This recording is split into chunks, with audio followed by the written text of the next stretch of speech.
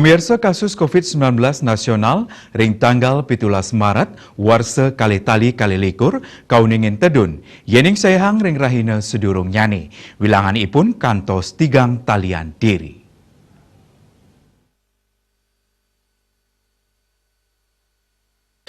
Lianan ring punika, pasien padam COVID-19 talar keuningin tedun, sayang ring rahina sedurung nyani inggih pudeke 100 nanggu pitung diri. Ring tanggal 17 Maret warsa kali-tali kali-likur, wilangan pasien kena mewah ngelangkungin kasus anyar, kantos langkungan penyuan tali diri.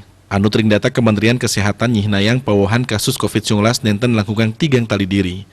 Punika mawinan, wilangan kumulatif ipun wenten langkungan 5 juta diri. Kauningin talar, pasien kena langkungan roras talian diri, dadosnya kumulatif pasien kena langkungan 5 juta diri, selanturnya pasien padam wenten 100 diri. Kumulatif ipun langkungan 100 tali diri dauk pandemi ngelimbak bulan Maret, warsa kali-tali dasane lintang.